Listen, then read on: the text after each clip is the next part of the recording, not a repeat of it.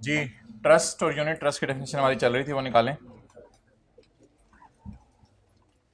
अच्छा, कल वाला होमवर्क कितने लोगों ने किया, जरा हाथ खड़ा करें। ओके, हाइब्रिड वाले भी हाथ खड़ा करें। कल वाला होमवर्क कितने लोगों ने किया है? अच्छा, मेहरबानी, 2 लोगों ने हाथ खड़ा किया उधर।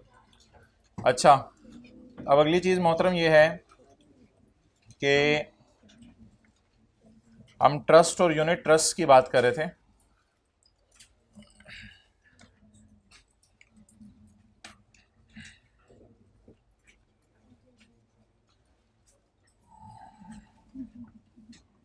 ट्रस्ट को पहले देख लें जरा।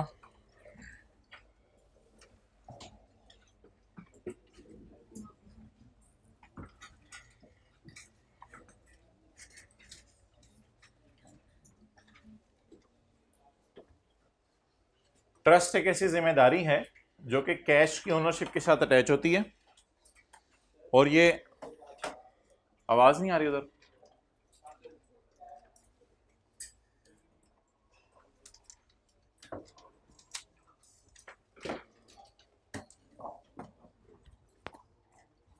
अब आ रही है?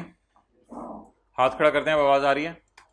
ट्रस्ट एक ऐसी जिम्मेदारी है जो अटैच होती है प्रॉपर्टी की ओनरशिप के साथ, और ये अराइज होती है एतमाद देने से। कौन एतमाद दे रहा था?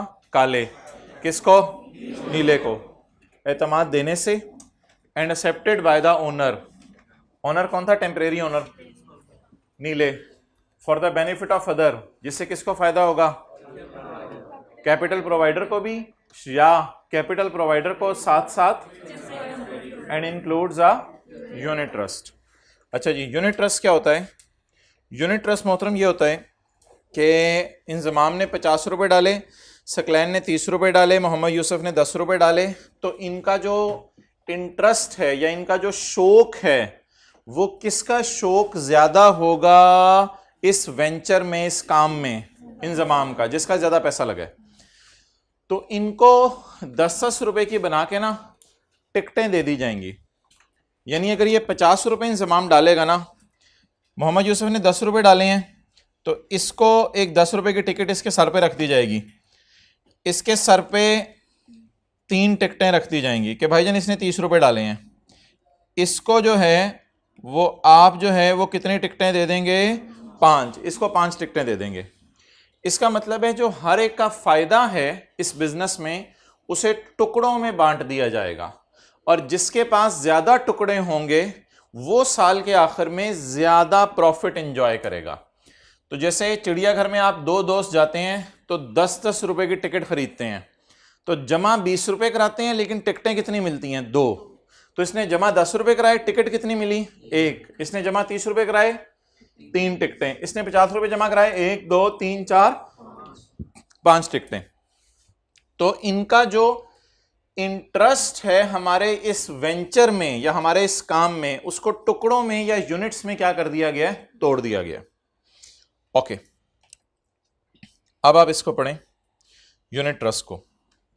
Unit trust means any trust, ये एक ऐसा एतमाद है under which beneficial interest, beneficial interest से मुराद है यहां कैश, बेनिफिशियल इंटरेस्ट से यहां मुराद है cash. Unit trust means any trust under which cash is divided into units. तो 50 रुपए का कैश था, तो कितने यूनिट्स बने थे उसके? 5। इनको शेयर्स भी कहते हैं, यूनिट्स भी कहते हैं। Unit trust means any trust under which cash is तकसीम into units so that the right of the beneficiary, beneficiary है कैपिटल प्रोवाइडर। बेनिफिशियरी कौन है? Capital provider. so that the right of the capital provider to income, उसका income में right, income क्या मतलब? Profit. और उसका कैपिटल में राइट, कैपिटल क्या मतलब? जिस वक्त ये कारोबार बंद होगा, इस वक्त इनको ये 50 और 30 और 10 वापस किए जाएंगे या एक्सपर्ट्स के पास ही रह जाएंगे? वापस किए जाएंगे।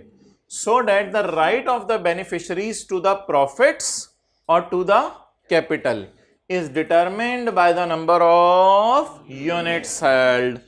बता दें किसका राइट कैपिटल पे सबसे ज्यादा है? इंजमाम का। किसका राइट इनकम पर सबसे ज्यादा है? किसका राइट प्रॉफिट्स पे सबसे कम है? यूसुफ का। बस ये याद कर लें बैठे बैठे। Unit trust is a trust under which benefits are divided into units, या cash is divided into units, so that the right of the capital provider are determined by the number of units held, so that हर बंदे का right किसके मुताबिक निकलेगा? As per units held. जो ज्यादा units hold करेगा उसका ज्यादा राइट होगा, जो कम यूनिट्स होल्ड करेगा उसका कम राइट होगा। तो इस सारे अरेंजमेंट का नाम क्या पड़ जाएगा भाई? Unit trust. ठीक है, अब आप आ जाएं। आज होमवर्क में आपने करके आना है पेज नंबर 37,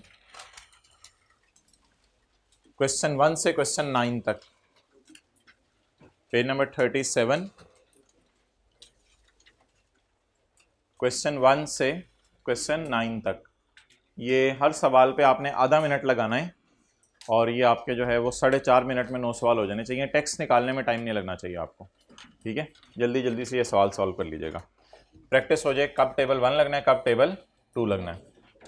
ओके भाई, आखिर में नज़र नहीं आ रहा तो इधर ज़रा जगह बना दें, ये इस रो में और पिछली रो में।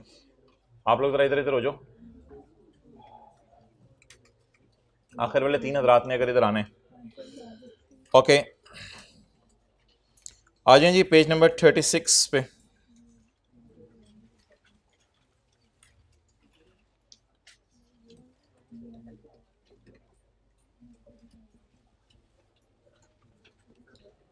और मुझे अभी याद कराइएगा एंड पे, बल्कि अभी कर लेते हैं, पहले होमवर्क डिस्कस कर लेते हैं। क्वेश्चन नंबर कौन सा था? 11।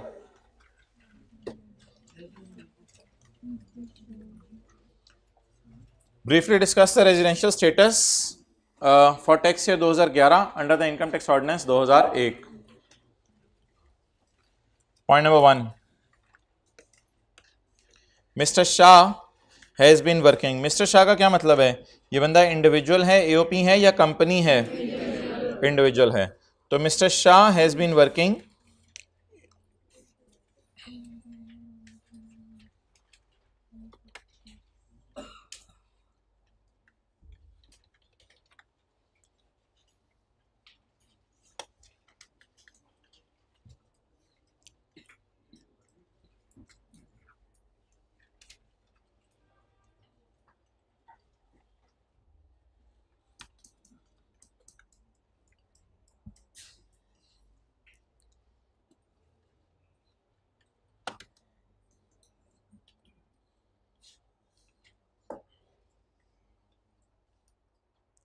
Mr. Shah has been working as an information analyst in Ministry of Foreign Affairs. On 2 November 2010, he was posted to Pakistan Embassy in Canada for 3 years. अच्छा, मुझे बता दें, अगर ये मिनिस्ट्री ऑफ फॉरेन अफेयर्स में काम कर रहे हैं तो ये गवर्नमेंट एम्प्लॉय वाला रूल लगेगा या कोई और रूल लगेगा? गवर्नमेंट एम्प्लॉय वाला रूल लगेगा। और हमारा टैक्स ईयर कौन सा है? 2011। तो शुरू कब हुआ होगा? 1 जुलाई 10 और ख़त्म कब होगा? 30/11। और इसे कहेंगे क्या? Tax year 2011। तो शाह 1 नवंबर 2010 से इस तारीख से बाहर के मुल्क चला गया है। तो आप बताएं, अगर ये पाकिस्तान में जुलाई, अगस्त, सितंबर, अक्टूबर रुका तो ये रेजिडेंट समझा जाएगा या नॉन रेजिडेंट? क्योंकि जुलाई, अगस्त, सितंबर, अक्टूबर में दिन 120-25 ही बनेंगे, तो ये दिन जो है वो कम है 183 डेज से। क्या ये रेजिडेंट बनेगा? Non resident. नॉन रेजिडेंट वालों को छोड़ें आप लोग, बाकी हजरात ने सही बोला है, ये रेजिडेंट बनेगा क्योंकि ये ऑफिशियल है, गवर्नमेंट एम्प्लॉई है। तो हम ये लिख के आएंगे, where an individual is an employee or official of a federal or provincial government, he will be considered as resident individual. Therefore, in this case, as he is an employee of government, therefore he will be considered as resident individual. अगली बात कर दूं क्या? Irrespective of number of days he is present in Pakistan. Point 2, Asif learning is a partnership concern. Partnership concern का क्या मतलब है? AOP. तो Asif learning is a partnership concern providing IT services. नीचे मैं क्या कर रहा हूँ वो आप छोड़ें, आप सवाल पढ़ें। IT services to professionals in Pakistan and UAE. And Saudi Arabia up to 31 July 2010, up to 31 July 2010, ये है 1 जुलाई 2010 और ये है 30 जून 2011 और ये टैक्स ईयर 2011 है। अप टू 31 जुलाई 2010 सिर्फ एक महीना। The management and control was situated थोड़ा सा इन पाकिस्तान, मैनेजमेंट एंड कंट्रोल थोड़ा सा पाकिस्तान में था, लेकिन 1 अगस्त से ऑनवर्ड्स, 1 अगस्त से ऑनवर्ड्स वो मैनेजमेंट एंड कंट्रोल बाहर के मुल्क में शिफ्ट हो गया है और अब पाकिस्तान में नहीं है। तो मोहतरम एओपी के केस में हमने पढ़ा था कि अगर थोड़ा सा अरसा भी मैनेजमेंट एंड कंट्रोल पाकिस्तान में आ जाए तो एओपी क्या बन जाएगी? Resident AOP. Therefore, as the management and control is partly situated in Pakistan, therefore it will be considered as resident AOP. Next, Mr. Liaquat was sent to Pakistan on a special assignment by his UK-based company. Company का rule लगाएंगे या individual का rule लगाएंगे? Individual का। Company का क्यों लगाएंगे? Company ने तो भेजा इसको, तो लियाकत खुद आया ना, कंपनी की तो बात नहीं हो रही, कंट्रोल एंड मैनेजमेंट या डायरेक्टर्स का तो जिक्र नहीं हो रहा। तो लियाकत का सवाल है या कंपनी का सवाल है? लियाकत। लियाकत को भेजा गया यूके बेस्ड कंपनी ने पाकिस्तान में ऑन 1 मार्च 11। तो 1 मार्च 11 को लियाकत साहब जो है वो पाकिस्तान तशरीफ़ ले आए और इसके बाद ये पाकिस्तान में रहे 9 सितंबर 2011 तक। तो इसका मतलब है अगर 1 मार्च को ये तशरीफ़ लाए तो मार्च, अप्रैल, मई, जून, जुलाई, अगस्त, सितंबर को हम इग्नोर करेंगे क्योंकि ये हमारे साल से बाहर गिर रहा है, इसलिए जो है वो मार्च, अप्रैल, मई, जून दिन 122 बनेंगे। Therefore he will be considered as non resident individual. Point 4, Farooq trading LLC was incorporated as a limited liability company in UAE। बैठ जाओ। फारूक ट्रेडिंग कंपनी रजिस्टर्ड है यूके के अंदर, UAE के अंदर। तो मुझे ये बताएं, एक हमने डायग्राम पढ़ी थी, वो डायग्राम में हमने ये देखा था कि कंपनी ने अपने आप को इनकॉर्पोरेट कहां करवाया हुआ है?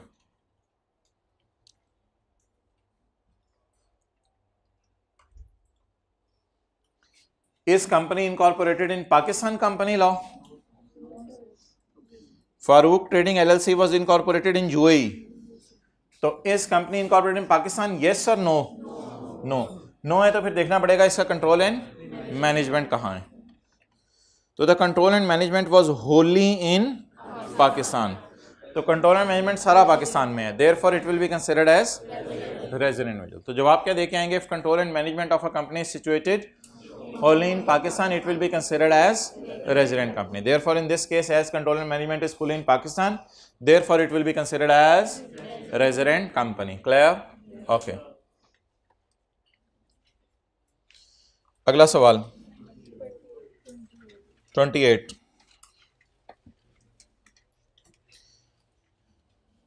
जीन फ्रैंकवाइस बाजी है बाजा है?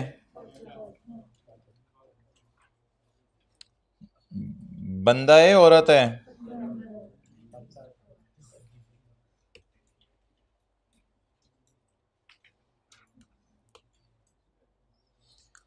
अच्छा जी,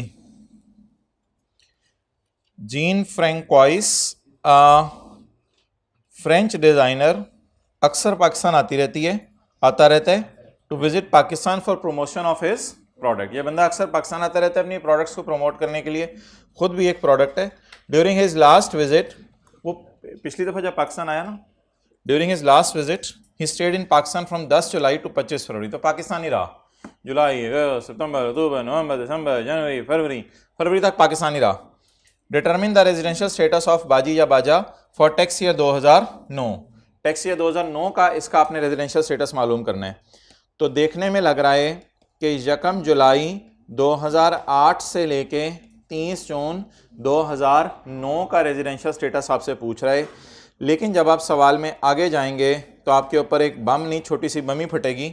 वो ये होगी, एज्यूमिंग दैट, ये एज्यूम करो that commissioner has granted him permission to use calendar year as a, commissioner ने इजाज़त दे दी है कि तुम यूज़ करो कैलेंडर ईयर को as a special tax year.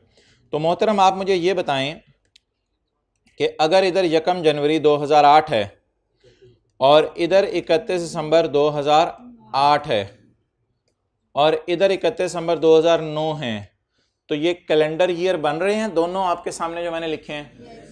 पहला वाला भी कैलेंडर ईयर है यकम जनवरी 8 से 31/12/8 और दूसरे वाला भी कैलेंडर ईयर है यकम जनवरी 9 से 31/12/9। ये कितने महीने के हैं?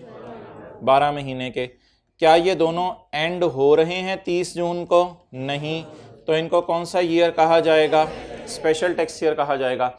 अगला सवाल ये उठेगा कि ये जो है डिनोट कैसे करने हैं। तो डिनोट करने का तरीका ये है भाईजान, याद रखिएगा कमिश्नर ने उसको इजाज़त दे दी है कैलेंडर ईयर यूज़ करने की, तो इसलिए हम कैलेंडर ईयर के एतबार से ही चीज़ों को लेके चलेंगे। Calendar year as a special tax year. अच्छा, अब आप मुझे ये बताएं कि इनको डिनोट करने का क्या तरीका बताया हुआ है कि 31/12/2008 की तारीख है हमारी, तो 31/12/8 के बाद कौन सा 30 जून आएगा? 30 जून 9, इसलिए इसको कैसे डिनोट करेंगे? टैक्स ईयर 2009 से।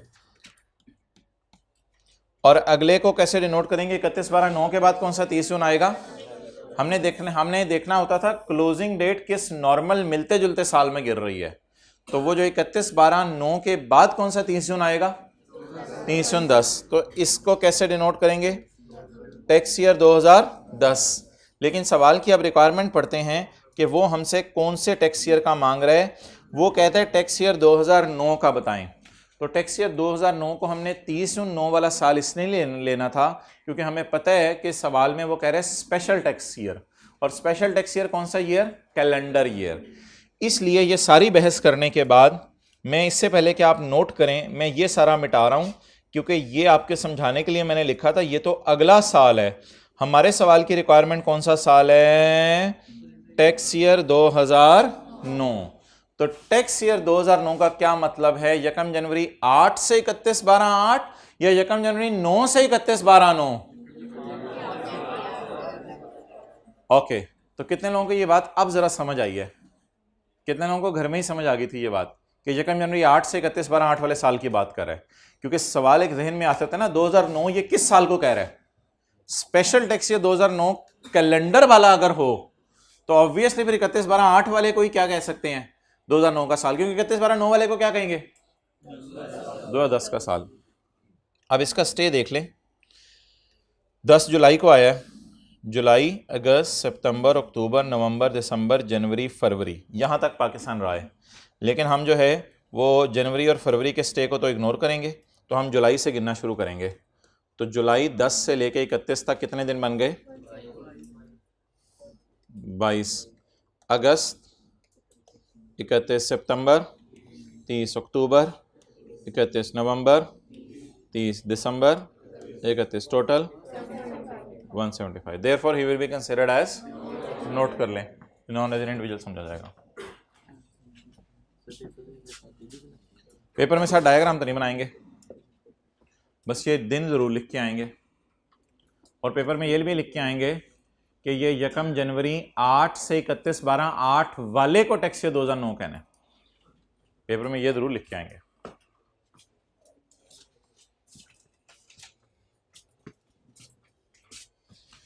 कितने लोगों को जरा अब क्रिस्टल क्लियर हुआ है? हाथ खड़ा कर दें। अच्छा, सारे हाइब्रिड वालों को घर से ही क्रिस्टल क्लियर था, 5-6 के अलावा। अच्छा, जरा सारे हाइब्रिड वाले हाथ खड़ा करें, मैं देख लूं हाथ खड़े हो सकते हैं आपका या नहीं। अच्छा, हो तो सकता है वैसे, लेकिन मूड नहीं होता, मूडी। ये पानी की बोतलें जो है कॉलेज जमा करा दें, क्योंकि अगले मंडे को आपने गलती से ले आनी है, मुझे लग रहा है।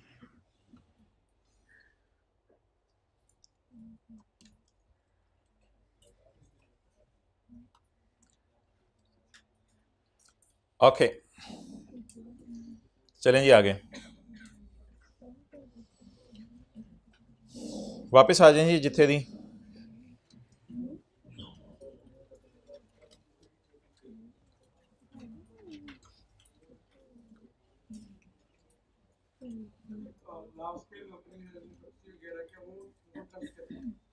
क्या चीज?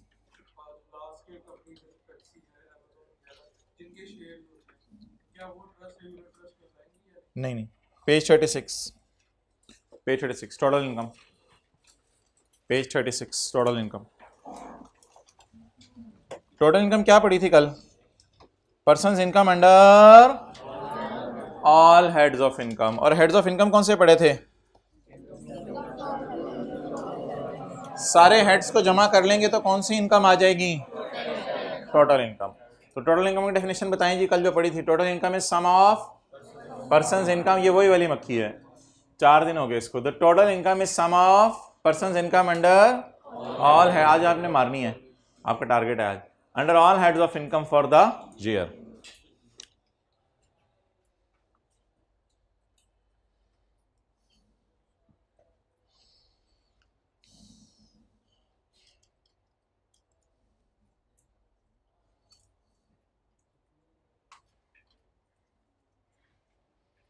अच्छा जी, ये एक साहब ने आपको डाटा दिया है, आप जा रहे थे सड़क पे, उन्होंने इशारे पे आपको रोका और इशारे पे रोक के कहा कि भाईजान मैं जो है वो ज़कात का जेड भी ले जाऊँ ऊपर। उन्होंने कहा जी मैं सैलरी कमा रहा हूँ कहीं से 7 और मैं शेयर ख़रीद के बेचता हूँ, उसमें मुझे प्रॉफिट आया 9 का। मेरी इनकम फ्रॉम बिजनेस है टॉयज़ बेच के, ये एग्जांपल है, इनकम फ्रॉम बिजनेस है टॉयज़ बेच के 3 की, और मेरी मिसाल के तौर पे रुपीज़ इन मिलियन है, और मेरी एग्रीकल्चर इनकम है 4 की। मैंगो कर लें, ऑरेंज कर लें, अमरूद पसंद है अमरूद कर लें, दवाना पसंद है दवाना कर लें।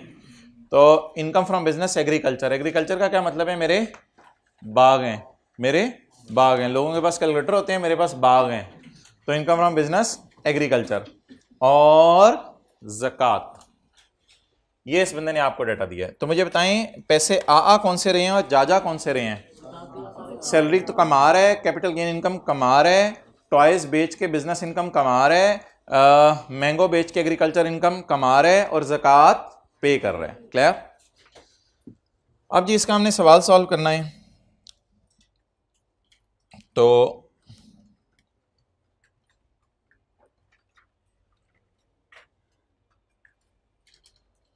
Let's move toward the solution.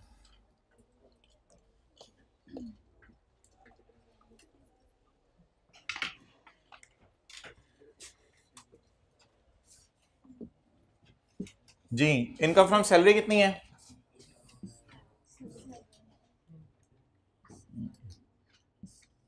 यार भाईजान ये अब्दुल्ला मसला हल करा दो यार। इनकम फ्रॉम सैलरी कितनी है 7। Income from capital gain 9। Income from business 3, toys बेच के। इनकम फ्रॉम बिजनेस एक और भी आ रही है हमारी, एक तो टॉयज बेच के आ रही है और दूसरी कहां से आ रही है, एग्रीकल्चर से। कितनी, 4, टोटल बोलें तो 23। अच्छा भाईजान ये जो इनकम को मैं हाईलाइट कर रहा हूं ना, ये पाकिस्तान में माफ है। पाकिस्तान में एग्रीकल्चर इनकम पे टैक्स नहीं है, क्योंकि अगर आप आमों के बाग लगाएं, अगर आप दवाने उगाएं, अगर आप खरबूजे उगाएं, अगर आप अमरूद स्ट्रॉबेरी लगाएं, तो इमरान खान कहते हैं हो सकता है ये ऑनलाइन वाले लेक्चर तब ले रहे हो जिस वक्त। अच्छा तो अब मोहतरम मुझे ये बता दें, अगले हफ्ते आ रहा है पुराना पाकिस्तान, नहीं आ रहा, नहीं संडे को कल आ रहे हैं इंशाल्लाह, नहीं आएगा। अच्छा इंशाल्लाह पुराना नहीं रहेगा, ओके चलें जी, ये भाई पता करके हैं सो। अच्छा अब मोहतरम सवाल ये राइज होगा कि इन्होंने चलते चलते चलते टोटल इनकम इस साहब ने कितनी कमाई 23, लेकिन एग्रीकल्चर इनकम बोले क्या है, माफ। अब अगर एग्रीकल्चर इनकम माफ है तो मैं एग्रीकल्चर इनकम की 4 को तो ऐड कर चुका हूं, कोई तरीका बताएं, मैं इस पे टैक्स देना नहीं चाहता, मैं क्या करूं। भाईजान आप छोटे हो गए हैं। अच्छा आप बता दें जी एग्रीकल्चर इनकम को क्या करें जी, माइनस कर दें। एग्रीकल्चर इनकम कहेगी मुझे क्यों निकाला, माइनस करेंगे तो वो तो कहेगी, कहने वाली तो कहेगी इनकम फ्रॉम बिजनेस एग्रीकल्चर, चल बाहर चल दोबारा निकाल दें इसको, कितना बचा जी भाई, ये 4 से आवाजें आ रही हैं, मुझे क्यों निकाला बताएं। क्योंकि इसकी इस इनकम पे टैक्स जमा नहीं करवाना, तो जब इस इनकम पे टैक्स जमा नहीं करवाना तो फिर इसका मतलब है कि इसको हम माइनस कर दिया करेंगे, because it is not taxable. In the end वो जो चीज आप माइनस कराते होते हैं मशहूर जमाना, वो आप बता दें, क्योंकि वो इस वक्त आपके ऊपर चढ़ी होगी दिमाग पे, वो नहीं बाहर निकल रही होगी। 0.5 इट इज कॉल्ड एज, बोलें, टैक्सेबल इनकम। कितनी? 18.5। अब हो सकता है क्लास के बाद कोई बच्चा बंदे लेके आए और कहे कि 4 को आपने ऐड भी किया और 4 को आपने लेस भी किया है, तो इसको ऐड करके आपने अगर लेस किया है तो इसको कर देते, इसको लिखते ही ना ये ऐड होता और ना ये लेस होता। तो भाईजान ये उनको हाथ पे पड़ेगी, और ये उनको जब हाथ पे पड़ेगी तो इसमें मैं ये बताऊंगा कि ये जो आपकी 4 की इनकम है, पहले आप हुकूमत को बताएं तो सही कि मैंने कमाई है। पहले उधर हो, पहले आप बताएं हुकूमत को कि ये मैंने कमाई है, ये कमाई है, पहले ये बताएं। कमाने के बाद ये बताएं कि मैं इस पे टैक्स जमा नहीं करवाऊंगा। तो ये बताना भी जरूरी है कि कमाया है, और न्यूमेरिकल करते हुए इसको माइनस इसलिए करेंगे क्योंकि इस पर टैक्स जमा नहीं करवाना। Clear?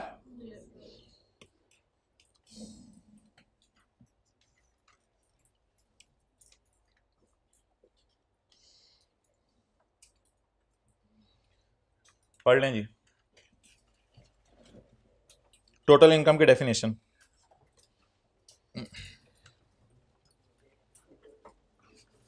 The total income is sum of person's income under all heads of income. और पॉइंट बी पढ़ें, person's income exempt from tax. Exempt को भी टोटल में डालना है। ओ भाई जान, टोटल में टोटल में टोटल में टोटल में टोटल में टोटल में टोटल में टोटल में टोटल में टोटल में टोटल में टोटल में टोटल में डालना है एग्जेम्प्ट को। तो टोटल में तो डाला है, लेकिन डाल के फिर इसको निकाल दिया है। तो टोटल इनकम में जरूर डालना है, ये ना करें टोटल इनकम में ना डालें। खुदा के लिए दिन रात एक करें। मोबाइल के ऊपर ये मैसेज जब आते हैं ना तो उसमें नंबर बर्दाश्त नहीं होते बंदे को। Persons income exempt from tax under any provision of this law. Provision क्या होती है? लाइन, कानून की कोई भी प्रोविजन, कोई लाइन, कोई बात। तो आने वाले दिनों में हम एक ऐसी प्रोविजन पढ़ेंगे, लॉ में ऐसी लाइन पढ़ेंगे जिसमें लिखा होगा कौन सी इनकम माफ है? एग्रीकल्चर। तो एग्रीकल्चर इनकम को हम हमेशा किस में डाला करेंगे? टोटल इनकम में डाला करेंगे। लेकिन माइनस बाद में क्यों कर दिया करेंगे? क्योंकि इस पर टैक्स जमा नहीं करवाना। एग्जेम्प्ट इनकम, इसकी मिसाल है एग्रीकल्चर। एक आपके साथ वाले का कल्चर है और ये एक एग्रीकल्चर है।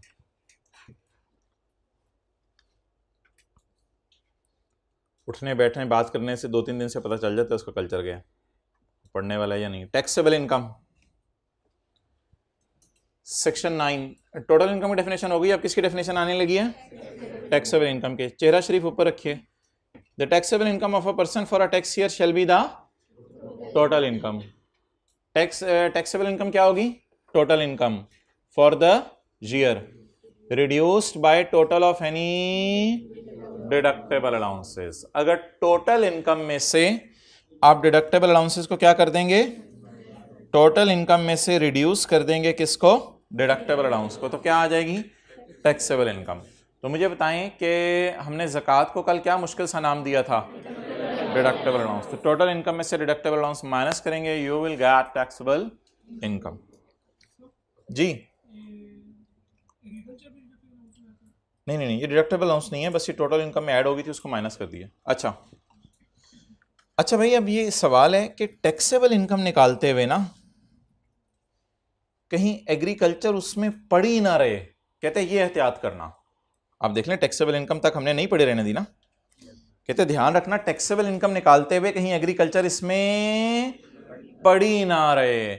आप मुझे बताएं, अगर मैं इस 4 को ना डालता और इस 4 को निकालता भी ना, तो भी तो मेरा न्यूमेरिकल उसी तरह सॉल्व होना था। 7 + 9 + 3 19, 19 माइनस इशारिया 5 18.5। तो मुझे बताएं, टैक्सेबल इनकम तक पहुंचते हुए क्या मैंने इसको निकाल दिया है या पड़ा रहने दिया? तो अगर आप फोकस करें 18.5 में, फिर ये एग्रीकल्चर भी पड़ी है या नहीं पड़ी? नहीं पड़ी। तो वो यही कह रहे, कहते हैं टैक्सेबल इनकम निकालते हुए ध्यान रखना, इस पे तो आपने हुकूमत को टैक्स जमा करवाना है। तो टैक्सेबल इनकम निकालते हुए ध्यान रखना कि आप जो है वो सिर्फ ए वाली चीजें लेना, 10 पॉइंट के बी वाली चीजें ना लेना। क्या आपको नजर आ रहा है 10 पॉइंट के बी वाली चीजें भी कुछ हैं?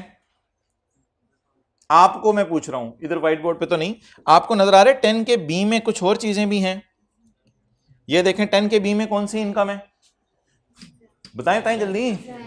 10 के बी में एग्जेम्प्ट इनकम आपको नजर आ रही है? अगर 10 के बी में एग्जेम्प्ट इनकम है तो टोटल इनकम का तो पार्ट बनेगी एग्रीकल्चर इनकम, लेकिन टैक्सेबल इनकम में खुदा के लिए एग्रीकल्चर इनकम ना पड़ी रहने देना, कोई ऐसी साइंस मारना कि वो टैक्सेबल इनकम में नजर ना आए। तो इसलिए इसने लिखा अंडर क्लॉज ए ऑफ 10।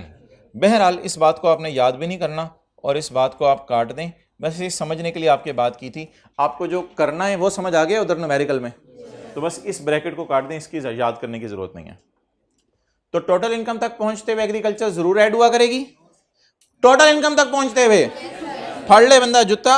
अच्छा, टोटल इनकम तक पहुंचते हुए एग्रीकल्चर जरूर ऐड हुआ करेगी, लेकिन माइनस इसलिए हो जाएगी तो फिर इफेक्टिवली टैक्सेबल इनकम तक पहुंचते हुए नहीं पड़ी हुई अब इसमें 4।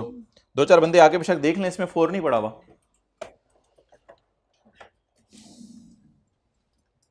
अच्छा भैया, ये इसने एक धमाका किया है, बट नॉट बिलो 0। 0 से कम नहीं हो सकती टैक्सेबल इनकम। इसका क्या मतलब है? वो उमर नहीं था, तो उमर ने आपको ये डेटा दिया, किस साल का टैक्स है? 2019 का। कहते हैं मैंने सैलरी कितनी कमाई है? 2.5 लाख।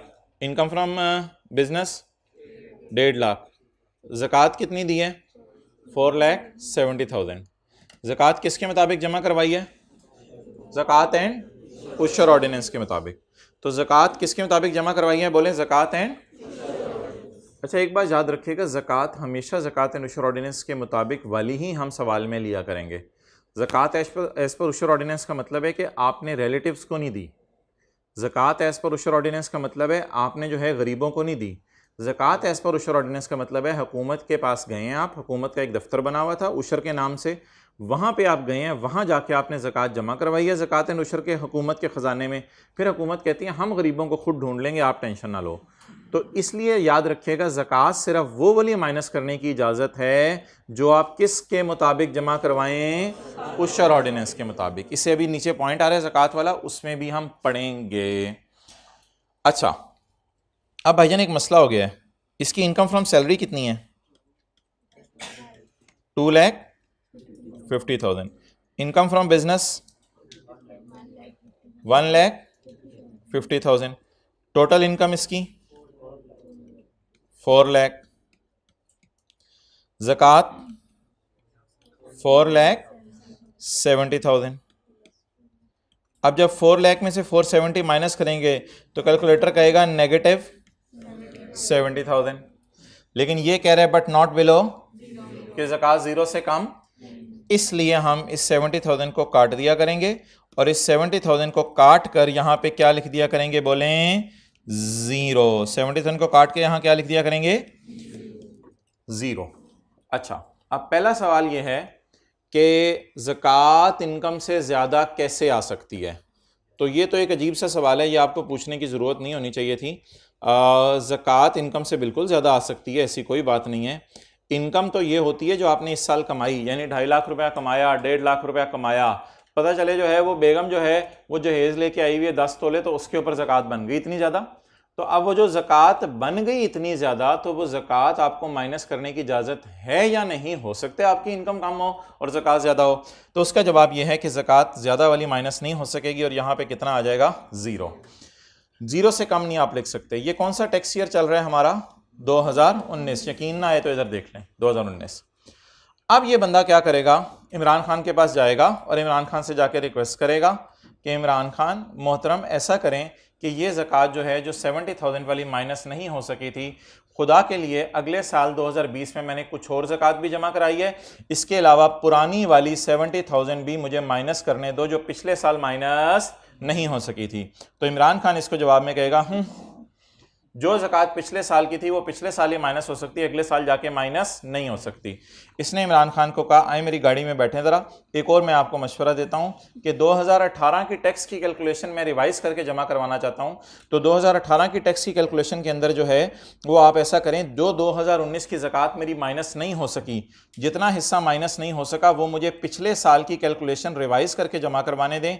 तो मैं इसको पिछले साल जाके जो है वो 70,000 अगर माइनस कर लूँ तो कितना कमाल हो जाएगा, मुझे भी मज़े आ जाएंगे। इमरान खान कहते हैं तो मोहतरम जो ज़कात है अगर इस साल माइनस नहीं हो सकी तो ना अगले साल जाके माइनस होगी और ना पिछले साल जाके माइनस होगी, क्योंकि ज़कात जो है वो डेड हो जाएगी। इसे कहते हैं ज़कात क्या हो गई, डेड हो गई, ना अगले साल जाके माइनस हो सकी और ना पिछले साल जाके माइनस हो सकी। और इस साल का वैसे टैक्स कितना जमा कराएगा, इनकम तो इसकी जीरो है, तो इस साल वैसे टैक्स तो जमा करवाएगा ही नहीं। अच्छा ऐसे हो सकते हैं कि चलो पिछले और अगले साल माइनस ना करें, इस साल जो है वो हम ऐसा करें कि यहां पे लिख दें 70,000 नेगेटिव, और 70,000 नेगेटिव लिख के इमरान खान कहें यार तू मुझे टैक्स जमा करवा दे, मैंने क्या टैक्स जमा करवाना है, हुकूमत तुम मुझे टैक्स जमा करवा दो। तो इसकी भी इजाजत नहीं है, ना कोई आपको रिफंड मिलेगा, ना अगले साल माइनस होगा और ना पिछले साल माइनस होगा। क्लियर? ओके, नोट कर लें इसको। टैक्स तो इस साल 2019 में वैसे ही नहीं जमा कराएगा ना, क्योंकि इसकी इनकम जीरो है, तो टैक्स भी जीरो होगा, इनकम ही जीरो है ना इसकी। हाँ फायदा हो गया, लेकिन जो 70,000 का फायदा लेना चाह रहा था वो तो नहीं हो सका ना। 70,000 माइनस करना चाह रहा था वो तो अब अगले साल इसको माइनस करने दिया जाता, लेकिन वो नहीं हो सका।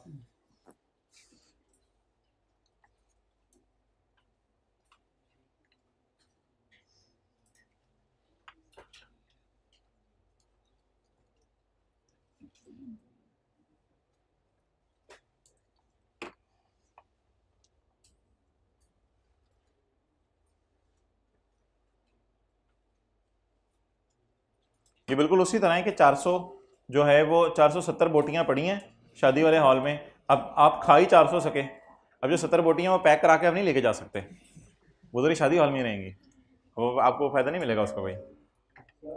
जी जी, टैक्स पेयर ने एक इजाज़त मांगी थी कि 18 में मुझे माइनस करने दो पुराने साल की कैलकुलेशन रिवाइज करके, लेकिन हुकूमत ने वो इजाज़त भी नहीं दी, इसलिए नहीं माइनस कर सकते। क्लियर? ओके चलें जी। 18 में असल में होगा ये, वो हुकूमत से रिक्वेस्ट करेगा पिछले साल का टैक्स मुझे रिवाइज करने दो, लेकिन हुकूमत कहेगी नहीं, ऐसी भी कोई ऑप्शन नहीं है आपके पास।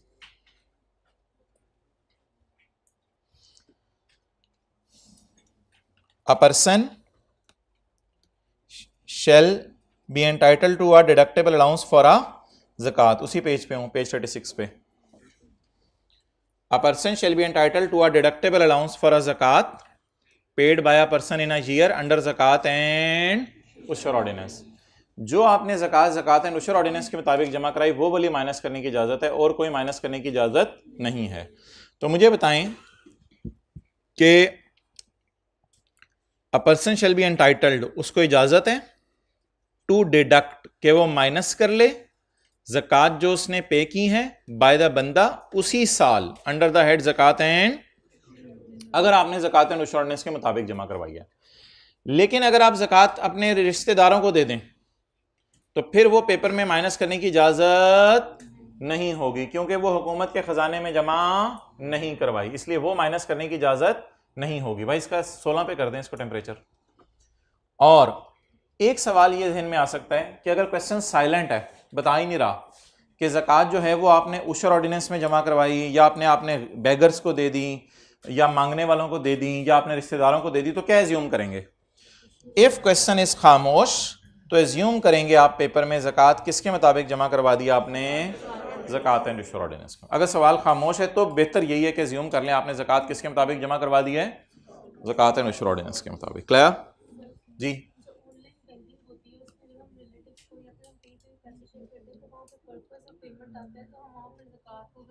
नहीं नहीं नहीं, फिर भी नहीं हो सकता। Point 3, an allowance for a tax year that is not fully deducted. अच्छा इस 470 का नाम क्या पढ़ा था कल, ज़कात या डिडक्टेबल अलाउंस? दोनों नाम सही हैं, ज़कात और डिडक्टेबल अलाउंस दोनों नाम सही हैं। इस 470 को क्या कहते हैं? ज़कात या डिडक्टेबल अलाउंस। अब जरा देखें वो क्या फिक्रा लिख रहे हैं, an allowance that is not fully deducted. Total allowance कितना था 4,70,000, यानी डिडक्टेबल अलाउंस टोटल कितना था 4,70,000। तो कह रहे an allowance for a tax year that is not fully deducted, an allowance for a tax year that is not fully deducted shall not be refunded. ये 70,000 यहां नेगेटिव लिख के हुकूमत से कह सकता हूं कि मुझे टैक्स जमा करवाए। शैल नॉट बी रिफंडेड, हमें कोई रिफंड नहीं मिलेगा।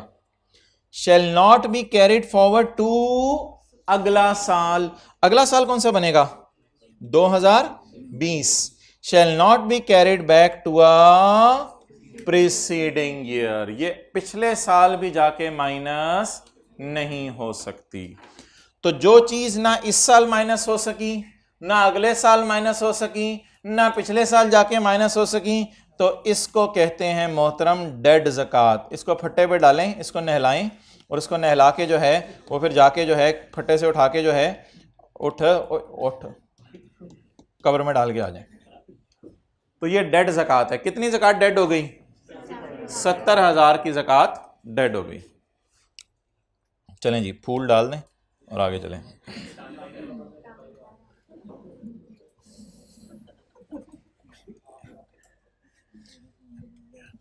An allowance for a tax year that is not fully minus shall not be refunded, shall not be अगले साल minus and shall not be पिछले साल माइनस। ना तुम अगले साल माइनस होगे, ना तुम पिछले साल माइनस होगे, ना तुम इस साल माइनस होगे। उसने कहा फिर मैं मर ही जाऊं, जा मर। चलें जी जी जी किसी को नहीं दे सकती, किसी इदारे को आप ज़कात दे देंगे काउंट नहीं होगी, सिर्फ हुकूमत के खजाने में जाके जमा करवानी है एज पर ज़कात एंड उशर ऑर्डिनेंस। अच्छा जी point number 2, heads of income में आ जाए। पॉइंट नंबर 2,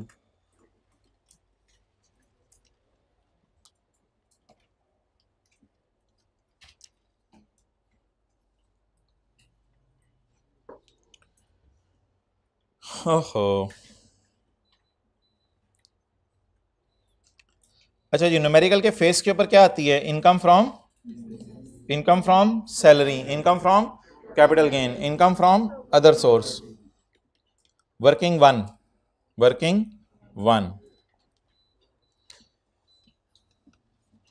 एक बिजनेसमैन कहता है जी मेरी सेल है 70 की, मैंने 70 रुपए का बिस्किट बेचा है। ठीक है जी, हमने कहा भाईजान आपने खरीदा भी तो होगा। कहते हैं हाँ मैंने जो है 40 रुपए का खरीदा था। हमने कहा तुमने जो है वो दुकान पे खर्चे वगैरह भी किए होंगे, मुलाजमीन की तनख्वाहें वगैरह, दुकान का रेंट वगैरह। कहते हैं हाँ वो भी किए हैं मैंने। तो बिस्किट बेच के दुकानदार को 70 आए, 40 के बिस्किट खरीदे थे, 12 रुपये मुलाजमीन की तनख्वाहें वगैरह। तो बता दें दुकानदार को प्रॉफिट कितना आया, 18 का प्रॉफिट आया। अब मुझे बता दें, ये मैं लाइन लगा रहा हूँ, ये मैंने वर्किंग की है। जब मैं इनकम फ्रॉम बिजनेस कैलकुलेट करूंगा तो इनकम फ्रॉम बिजनेस में यहाँ 70 लेके जाऊं या 18 लेके जाऊं? आप टैक्स बचे कुचे प्रॉफिट पे दिया करेंगे या टोटल सेल पे दिया करेंगे? टोटल सेल पे नहीं दिया करेंगे, बचे कुचे प्रॉफिट पे दिया करेंगे। ये 70 इधर नहीं जाएगा, बल्कि इधर कितना जाएगा 18। 18 is my income from business, 18 is my income from business. Okay, इसके साथ मेरी इनकम फ्रॉम सैलरी में भी 0। चलते चलते टोटल इनकम कितनी आ गई 18। फर्ज करें मैंने ज़कात पे की 0 की, टैक्सेबल इनकम कितनी आ गई 18। ये जो मैं अभी यहाँ नोट कर रहा हूँ, ये वाली साइड कौन सी साइड है? ये वाली साइड है न्यूमेरिकल का फेस, और ये न्यूमेरिकल की वर्किंग है।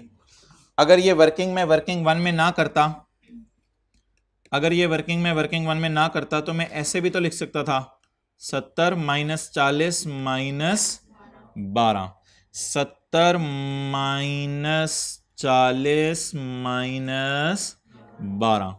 ओके भाई जी ना अपनी लाइना भी ना लेके जाया करो, हद होगी यार। अच्छा तो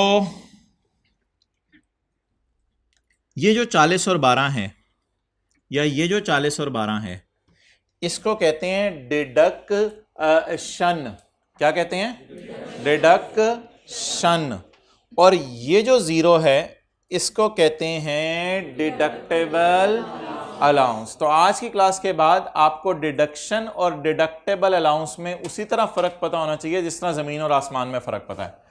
तो डिडक्शन क्या होती है? किसी भी हेड की मैंने इनकम निकालनी हो तो उस तक पहुंचते हुए जो खर्चे माइनस हो चुके हैं उनको क्या कहेंगे? डिडक्शन। और हर हेड के अपने अपने खर्चे होंगे, बिजनेस के अपने खर्चे होंगे, कैपिटल गेन के अपने खर्चे होंगे।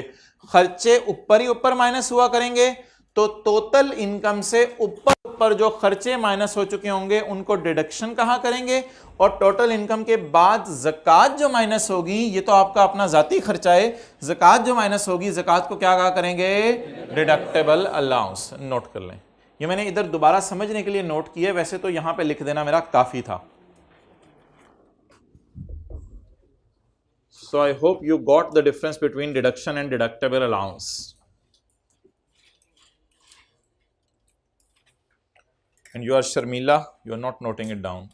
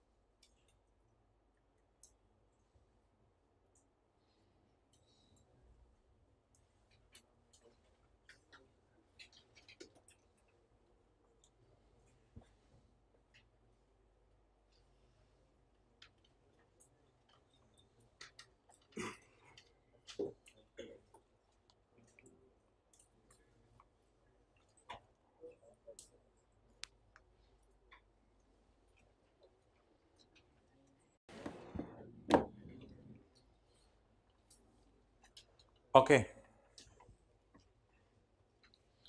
तो बता दें किसी भी हेड ऑफ इनकम में इनकम कमाने के लिए खर्चे करने पड़ सकते हैं। तो वो जो खर्चे करने पड़ेंगे उन खर्चों को डिडक्शन कहा करेंगे या डिडक्टेबल अलाउंस? तो डिडक्शन क्या होगी? जो टोटल इनकम से ऊपर ही रेलिवेंट हेड में माइनस हो गई है। और डिडक्टेबल अलाउंस क्या होगा? जो कहां से माइनस हुआ है? टोटल इनकम में से माइनस हुए। अच्छा, अब ना ये जो 70 है, 70 का भी एक नाम है और इस 40 और 12 का भी एक नाम है। 40 और 12 का नाम मैंने आपको बता दिया है, क्या है? डिडक्शन। और 70 का नाम है टोटल चार्जेबल। मुश्किल सा नाम है 70 का, टोटल चार्जेबल। टोटल यानी अभी इसमें से खर्चे माइनस नहीं हुए, तो 70 का नाम भी लिख लें। अच्छा, ये वर्किंग की हेडिंग क्या होगी? इस वर्किंग की, ये जो वर्किंग 1 है, इनकम फ्रॉम बिजनेस। हाँ, यानी हम कौन सी इनकम निकाल रहे हैं? Income from business. Okay,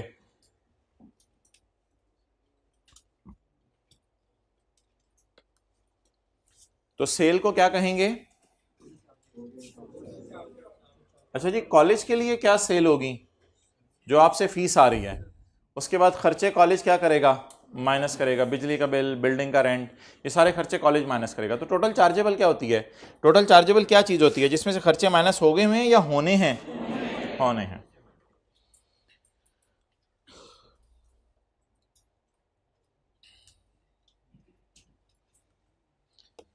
the income under a head of income, the income under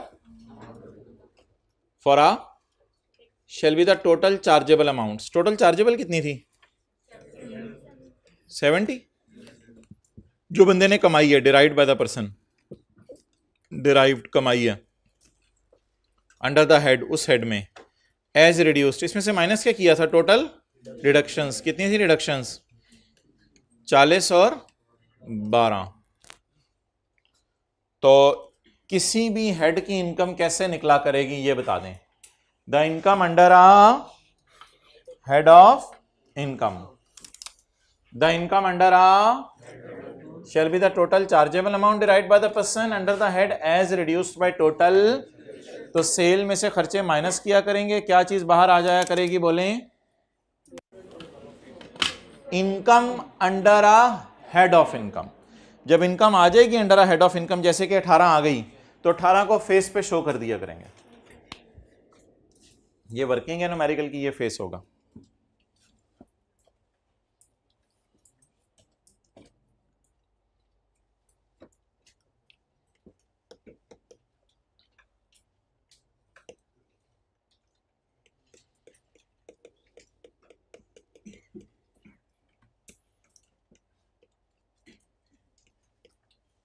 क्या ऐसा हो सकता है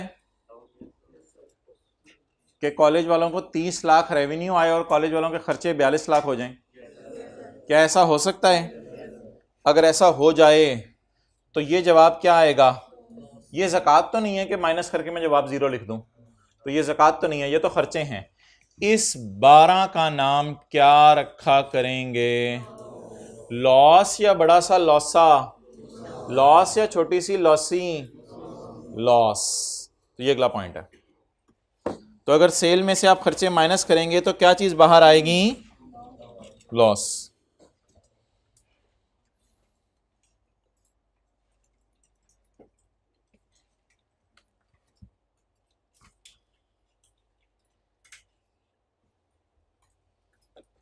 सहरी इफ्तारी में कम खाना पड़ा नहीं जाएगा। हंस रहे हो?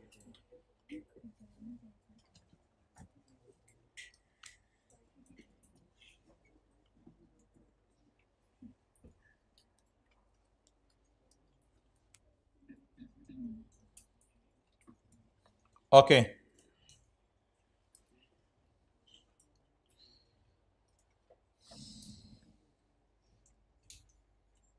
where the total deduction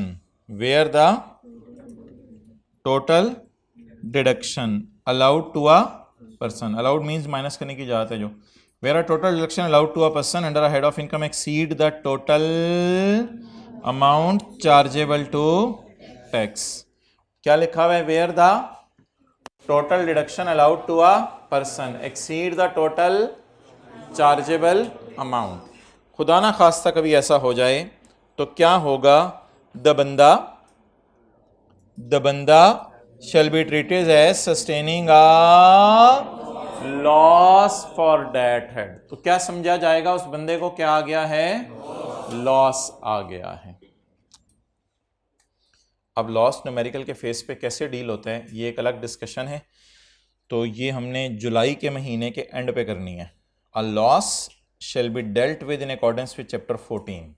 chapter 14 आएगा, उसमें देखेंगे कि लॉस को न्यूमेरिकल के फेस पे कैसे लेके जाना है। ये एक अलग और लंबी बहस है, इसलिए इस बात को भी हम इग्नोर कर देंगे।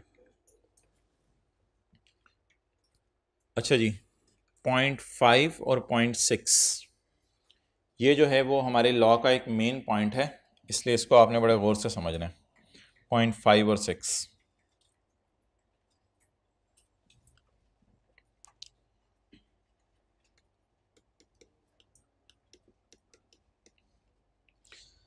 सर आसिफ कहते हैं जी कि मेरा पाकिस्तान में स्टे 365 डेज है।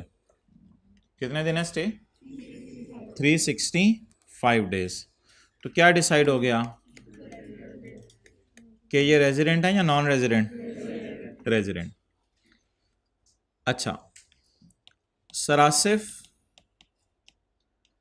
पाकिस्तान में भी इनकम कमा रहे हैं। पाकिस्तान सोर्स इनकम, कहाँ इनकम कमा रहे हैं जी? पाकिस्तान में भी इनकम कमा रहे हैं। That is called as Pakistan source income. और इसके साथ वो कहते हैं जी मैं बाहर के मुल्क में भी इनकम कमा रहा हूँ, फॉरेन सोर्स इनकम।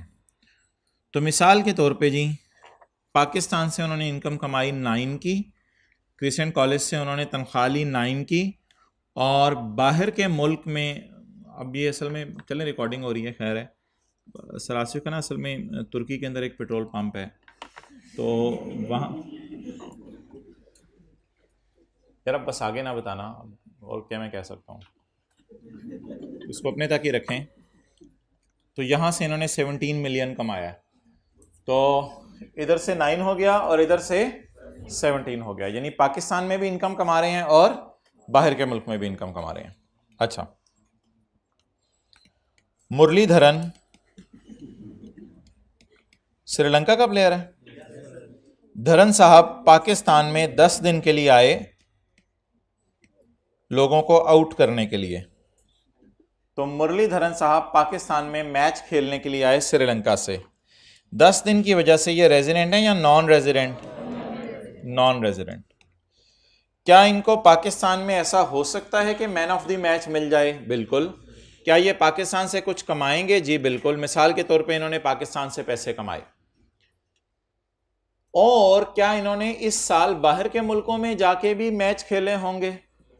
तो क्या इन्होंने बाहर के मुल्कों से भी कमाया होगा? अब सवाल यह है कि क्या पाकिस्तान के लोग, पाकिस्तान का एफबीआर क्या मुरलीधरन से यह पूछ सकता है कि तूने पाकिस्तान से 3 कमाया तो बता जरा बाहर से क्या कमा रहा है आजकल? ये कहेगा भाईजान नहीं, ये चक्कर नहीं रखा हुआ हमने। तो हम याद रखिएगा, नॉन रेजिडेंट से उसकी फॉरेन इनकम नहीं पूछ सकते। जैसे अब्बू से तनख्वाह नहीं पूछ सकती अम्मी, वैसे नॉन रेजिडेंट से हम उसकी फॉरेन इनकम नहीं पूछ सकते। नॉन रेजिडेंट से उसकी फॉरेन इनकम नहीं पूछ सकते। क्लियर? तो ये जरा बेसिक रूल है पूरे लॉ का, इसको नोट कर लें।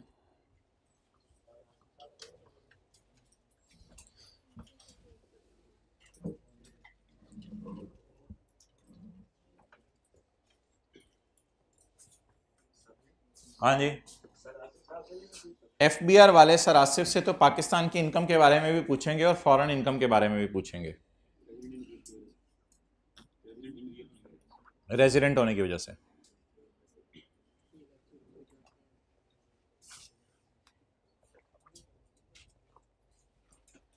याद रखिएगा, रेजिडेंट होना बंदे को मार देता है, यानी उसकी पाकिस्तान इनकम पे भी टैक्स जमा करवाना पड़ता है। और अच्छा, अब ये ना सोचिएगा कि बाहर के मुल्क में है, वो बाहर के मुल्क में पेट्रोल पंप है, तो उधर उनको भी टैक्स दे रहा होगा।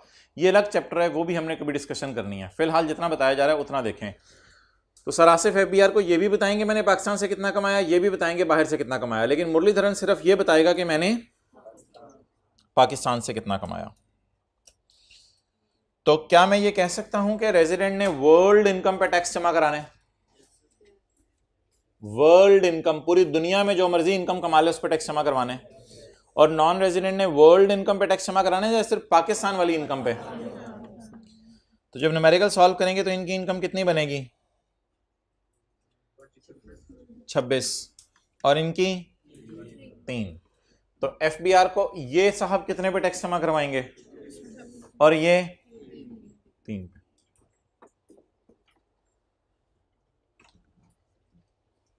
अच्छा, आप कोई साहब हैं वो कहते हैं मैं 120 दिन के लिए पाकिस्तान में आया हूं बाहर के मुल्क से अपना कोई कारोबार करने, तो वो रेजिडेंट बनेंगे या नॉन रेजिडेंट?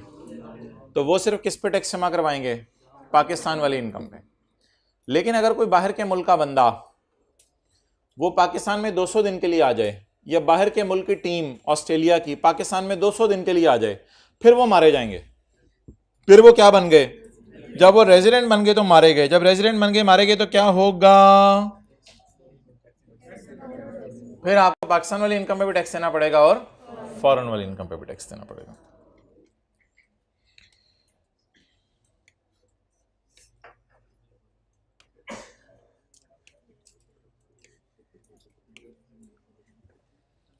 चलें जी, आगे चलते हैं।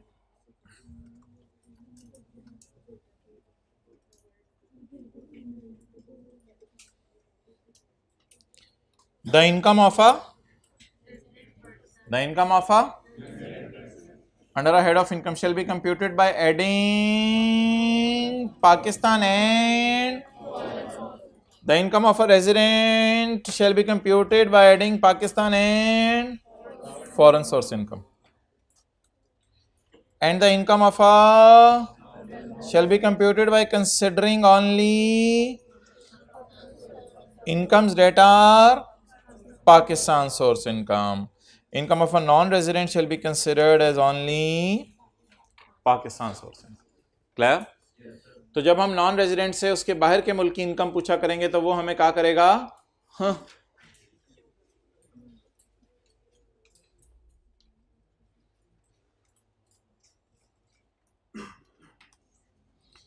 रेजिडेंशियल स्टेटस, रेजिडेंट ने पाकिस्तान में भी टैक्स देने, पाकिस्तान वाली इनकम पे भी पाकिस्तान में टैक्स देने और बाहर वाली इनकम में भी पाकिस्तान पे टैक्स देने। और नॉन रेजिडेंट ने पाकिस्तान वाली इनकम पे तो टैक्स जमा करवाना है, लेकिन बाहर वाली इनकम इसकी हम एफबीआर वाले इधर बैठ के टैक्सेबल नहीं कर सकते।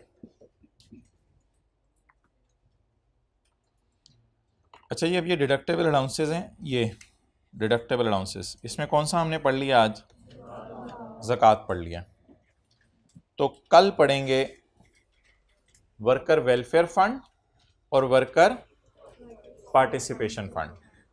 अभी एक छोटा सा कॉन्सेप्ट है जो मैं पढ़ा दूं, इसको पेज नंबर 39 पे है। जी मोहतरम, क्या सवाल है?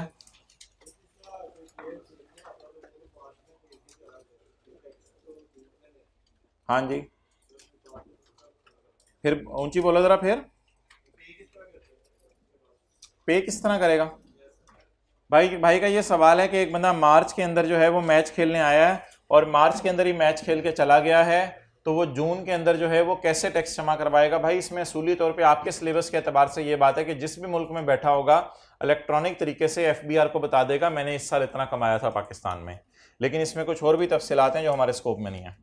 Okay, principles of taxation of individuals, principles of taxation of individuals.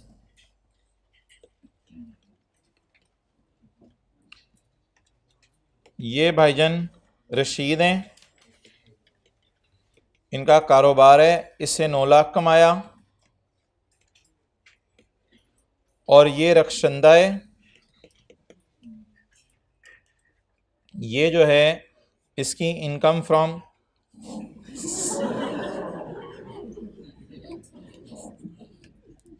यार ये रक्षंदा है, ये इसने इनकम फ्रॉम सैलरी कमाई है 5 लाख। ये मियाँ है, ये इसकी बीवी है। तो अब रशीद और रक्षंदा के अल्लाह भाग लगाए, इनको नरीना। अच्छा, तो मिला के रशीद और रक्षंदा ने कितना कमाया? 14 लाख। शोहर जो है उसकी दुकान है, जनरल स्टोर है, करियाना स्टोर है, जनरल स्टोर है, और बीवी जो है वो किसी दफ्तर में जाके नौकरी करती है। तो ये दोनों ने मिलके कितना कमाया? 14 लाख। जरा 14 लाख जाके देखें किस टेबल में आ रहा है। ना ना ना ना ना ना ना ना, ये नहीं करना, दोनों अपने किए के खुद जिम्मेदार हैं। भाईजान रशीद ने अपनी कब्र में जाना है, रक्षंदा ने अपनी कब्र में जाना है। आपने कभी ये नहीं सुना होगा मियाँ बीवी की कब्र? तो रशीद ने अपनी कब्र में जाना है और रक्षंदा ने अपनी कब्र में जाना है। तो इसी तरह रशीद जो है वो अलग से एफबीआर को जाके टैक्स जमा कराएगा और रक्षंदा 2 घंटे बाद खुद जाके एफबीआर को टैक्स जमा करवाएगी। तो इसलिए याद रखिएगा, घर के अंदर कल कला को जो है वो रिजवान ने भी पैदा होना है। तो रिजवान जो है वो अगर कमाने लग जाए 17 लाख रुपया, तो फिर तीनों इकट्ठे जाके देखेंगे टेबल के अंदर? नहीं नहीं नहीं, बहुत ज्यादा गलत बात है ये, ऐसा नहीं करना आपने। तो याद रखिएगा, the taxable income of each individual shall be determined combined separately. तो मियां बीवी ने अपनी इनकम जमा करके देखना है कि हम कितना कमा रहे हैं, या मियां ने अलग देखना है मैं कितना कमा रहा हूं, और बीवी ने अलग देखना है मैं कितनी कमा रही हूं? अलग अलग देखना है। तो मियां उधर मुंह करके किताब पकड़ी होगी ये टैक्स वाली हमारी, और बीवी ने उधर मुंह करके किताब पकड़ी होगी टैक्स वाली, और निकाल रहे होंगे दोनों अपनी इनकम्स कैलकुलेट कर रहे होंगे जिसमें इन्होंने क्या जमा करवाना होगा? टैक्स। तो लिखें दोनों अपना टैक्स अलग अलग जमा करवाएंगे। बना लें ये तस्वीरें घर में, किसने देखनी है आपकी किताब? देख भी ली तो ये सफा कौन निकालेगा?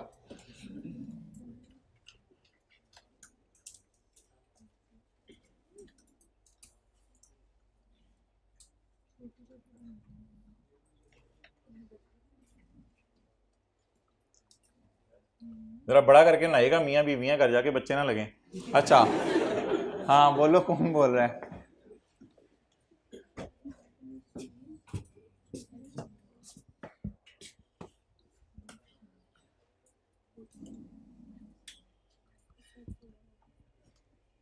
You are giving tau to moustaches, नोट करने की बजाय। अच्छा जी,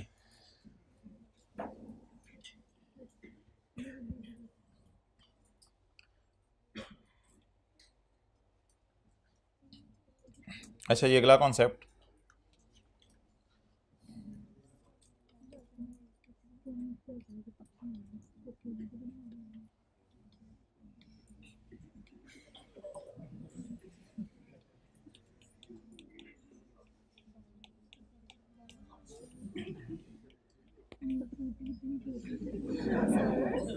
मिस्टर कामरान साहब 50 साल इनकी उम्र है और ये अल्लाह को प्यारे हो गए हैं। अभी इन्होंने सीए करना काफ़ी, सीए किए इन्हें काफ़ी अरसा हो गया, ये एफसीए हैं। तो ये जो है वो अभी तकरीबन साल पहले इन्होंने अपने लिए नया घर बनाया था, सोचा था अब इसमें रहेंगे, लेकिन बस क्यूएम में 2 अटैम्प्ट्स लगी थी इनकी, बाकी सीए फाइनल में भी 3-4 लगी थी। तो रुखसाना को छोड़ गए हैं और अपने बच्चों को छोड़ गए हैं। अच्छा जी, अब मोहतरम, नहीं बच्चे कुछ है ना बोलो, जो बच्चे हैं पीछे, ये तो चला गया ना, जाने वाले ने तो जाना था, ये आ गया तो आप लोग भी भाग जाएंगे, तो ये तो चला गया, तो जो चला गया वो जाते हुए इनको जाने का गम भी देके गया। ये देखें, वो जाते हुए इनको जाने का गम भी देके गया, और वो जाते हुए जो है वो ये गम भी इनको दे गया कि जाते हुए अपने टैक्स भी जमा नहीं करा के गया। अब ये देख लें, ये परेशान है, ये इस बड़े भाई से पूछ रहे अब्बू का कितना टैक्स है जो हमने जमा कराना है। आप लेवल देखें इसका, जा रहा है इधर फोकस। ओके, अब मोहतरम ये गम के अंदर उछल रहे हैं कि आप पता नहीं हमने कितना टैक्स जमा करवाना है।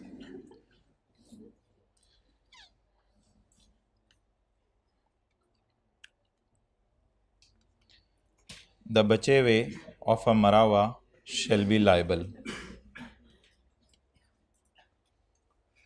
तो the legal representatives of a marawa बंदा shall be liable।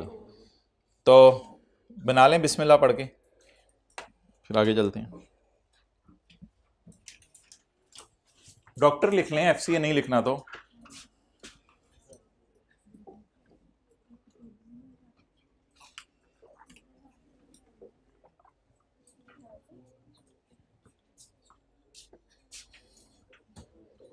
कोशिश किया करें किताब पे ही सब कुछ लिख लें,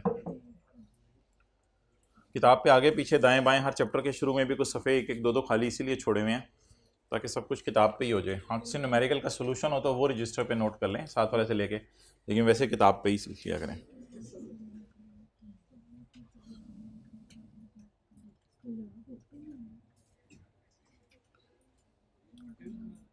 जा रहे हैं सारे ही जा रहे हैं। The legal representatives of a deceased individual shall be liable। liable है, इसकी वजह से देखें कांप रहे हैं। The legal representative of a deceased individual shall be liable। तो मरे हुए के रिप्रेजेंटेटिव्स लायबल हैं। किस लिए लायबल हैं? उसको उठाने के लिए, उसको कब्र तक लेके जाने के लिए, वो तो हैं ही, लेकिन हम इस वक्त इनकम टैक्स लॉ की नज़र में बात कर रहे हैं। Any tax that individual, individual कौन है? मरहूम, मरहूमा नहीं है, ओ भाईजान मरहूम है, ये मरहूम, सॉरी ये तो जिंदा है, मरहूम। The legal representative of a deceased individual. किसने कफन अपना लेके रखा हुआ है घर में? नहीं, इस्तग़फिरुल्लाह, क्या तैयारी करनी है नहीं करनी? अच्छा, पेपर पहले आने हैं या मौत पहले आ सकती है?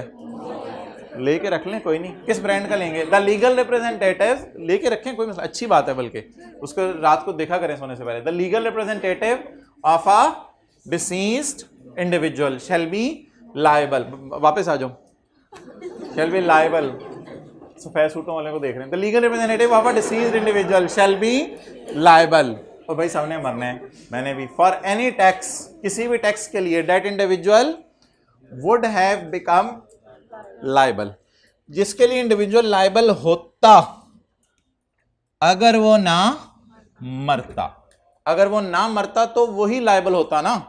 तो अब कौन लाइबल है उसकी जगह? Legal representative. अब आखिरी बात बस आज की, and any tax payable in respect of income of deceased estate. Estate क्या होती है? जायदाद।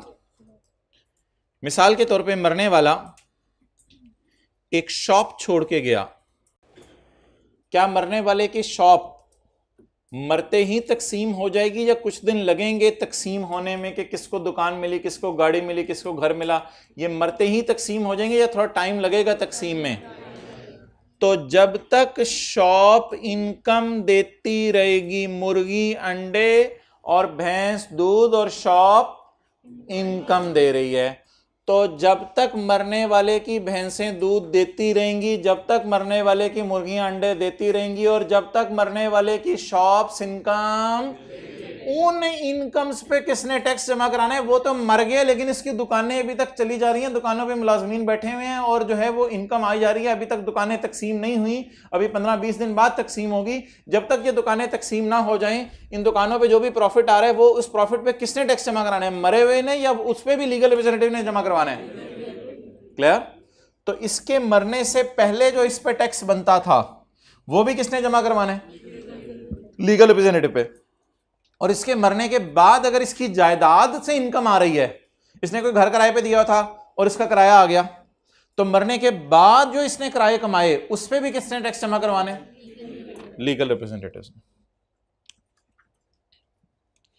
Any tax in respect of income of deceased estate, तो उसकी जायदाद से जो टैक्स बनता है वो भी उन्होंने जमा करवाने। और जो है बोले आगे, उसके मरने से पहले अगर कोई टैक्स बनता था वो भी किसने जमा करवाने? लीगल रिप्रेजेंटेटिव्स ने। ठीक है, एक मिनट, अभी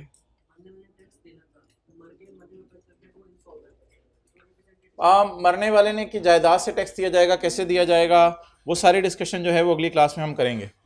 अभी इसको करने की जरूरत नहीं, बैठे रहे जरा 2-3 मिनट, बैठ जाओ। अच्छा, ये जो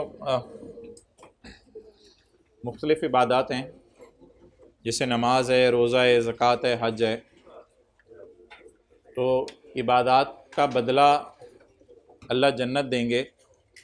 लेकिन ये रोज़ा ऐसी चीज़ है जिसके बारे में फरमाया गया कि इसका बदला अल्लाह की तरफ से फरमाया गया कि इसका बदला मैं खुद हूँ। एक बादशाह था, उसने एक दिन ऐलान किया कि मेरी सल्तनत के अंदर जो भी चीज़ें हैं ना, जो बंदा चीज़ आके लेके जाना चाहता है लेके चला जाए। तो लोग अपनी अपनी मर्ज़ी की चीज़ें लेके जाते रहे गिफ्ट के तौर पे। तो बादशाह की एक बांदी थी, उसने बादशाह के कंधे पे हाथ रख दिया। तो क्योंकि वो समझदार थी, उसने कहा जिसको बादशाह मिल गया उसको सब मिल गया। तो इसलिए रोज़ा है एक ऐसी चीज़ है जिसके बारे में लिखा है कि अल्लाह की तरफ से ये ऐलान है कि रोज़े का बदला तो मैं खुद हूँ, यानी मैं उस बंदे को मिल जाऊँगा। तो क्या जन्नत और क्या जन्नत की नेमतें उसके मुकाबले में, जिसको अल्लाह मिल गया तो उसको सभी कुछ मिल गया। और ये ऐसी चीज़ है जिसमें रोज़े में रिया या दिखलावा बहुत मुश्किल है। मिसाल के तौर पे अब एक बंदा गया है, छुप के पानी पी ले, किसी को क्या पता। नमाज में रिया आ जाता है, कई दफ़ा दिखलावा आ जाता है। हज किया, बड़े फ़ख्र से सबको अपने आप को हाजी कह के बुलवा रहा है, तो इन चीज़ों में रिया आ जाता है, दिखलावा आ जाता है। लेकिन रोज़ा एक ऐसी चीज़ है जो सिर्फ़ अल्लाह के लिए है। और इसमें मिसाल के तौर पे अभी 6 बजे हैं, 6 बजे मिसाल के तौर पे रोज़ा खुलना है। अब किसी ने 5:30 बजे इसको लाके पानी दे दे और कहीं भी लाख रुपया लो और पानी पी लो, लेकिन ये पानी नहीं पिएगा। तो इसलिए कह रहे हैं अल्लाह मैं इसके इस अमल से इतना खुश हो रहा हूँ कि इसको मैं खुद मिल जाऊँगा। ठीक है, ओवर करो। अस्सलाम वालेकुम।